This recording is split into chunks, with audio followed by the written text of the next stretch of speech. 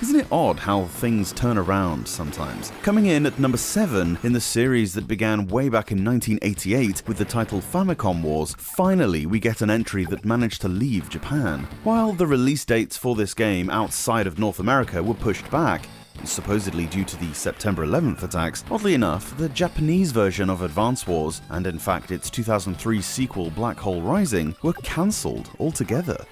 This is as much of a conundrum as why the 6 previous entries were JP exclusive. Japan would get a compilation cart in 2004 with both Advance Wars 1 and 2 on it, of course. This game is often credited with helping to dispel this notion that some Nintendo-affiliated game developers had, that complex titles like RPGs and turn-based strategies should not be inflicted on the smooth-brained thickos of Western nations. We're just too dim to understand them, preferring instead to just shoot at stuff or jump over things. Completely ignoring, of course, that we'd had games like Populous and Civilization for years already, titles arguably more complicated than this. To compensate for our failings, Advance Wars came with a really in-depth tutorial mode, which not only teaches everything about the game, from the absolute basics to more advanced tactics, but manages to do so while telling an intriguing story about the evil nation of Blue Moon and its invasion into your homeland of Orange Star. This tutorial itself will take a good hour to blast through, and unless you selected that it was not your first time playing, you're actually forced to do so in order to get to the actual campaign mode afterwards. The hexagonal grid present in Game Boy Wars and its sequels has been switched out in favour of a more classic square one. Whatever the reason for the change, probably simplification again, it does make for a more visually appealing layout, with those colourfully designed tiles popping really nicely. Unless you're playing this on an OG Advance, of course, in which case nothing pops. You're guided by your CO with loads of dialogue that really helps set the scene for each mission, and will come across various other characters that now have personality and their own voice. Before, the series had always felt somewhat faceless. Infusing such life into the game was a fantastic idea. You're no longer just controlling your mindless, nameless drones into battle against an equally anonymous enemy. The game has a logical storyline, believable protagonists and antagonists, all of which makes the game world feel so much more vibrant. Units no longer feel expendable and replaceable. You're much more inclined to protect them as best you can and utilize them wisely. Once you get to the campaign mode, missions will become progressively trickier as you attempt to liberate your country.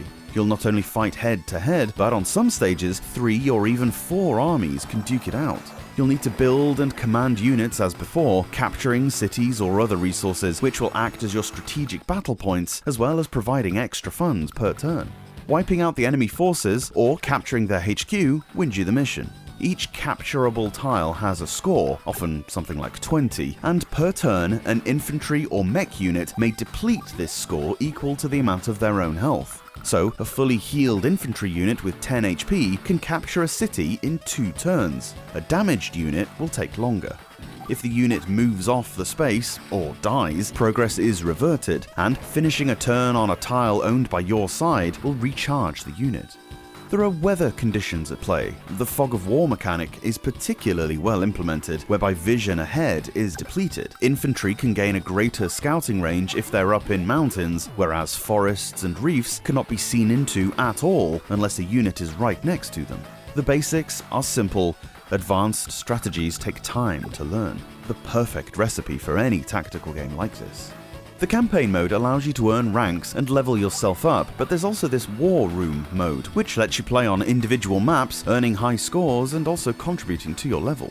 Ranks go from 100 through to 1, and the higher you get, the more coins you'll earn, which you can spend on new COs and maps. After each level, you'll be scored based on number of days taken, your offensive power, how many enemies you dispatched, and your technique, the percentage of your own units that survived.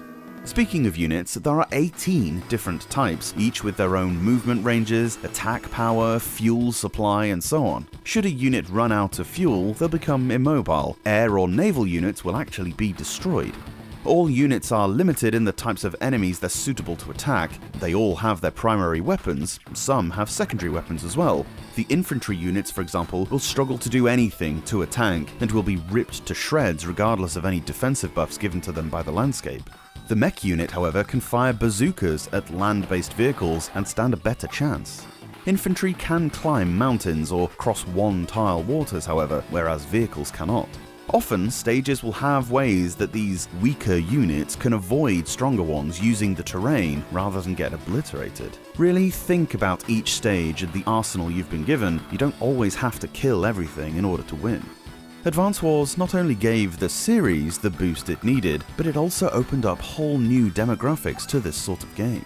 To whatever extent Advance Wars helped to break down barriers in us getting stuff like this in the West, we can be very grateful for it. Were it not for this, we may never have got the arguably even better turn-based strategy Fire Emblem on the Advance. It might have been slightly puzzling why the 4 Game Boy Color titles in this series, and indeed Famicom Wars from earlier than even them, were never released outside of Japan. However, once you play Advance Wars, it ceases to be much of a bother because this is so far ahead of any of its predecessors. It's an almost faultless blend of compelling gameplay, exciting strategy, a perfectly balanced difficulty curve, and an inviting aesthetic charm.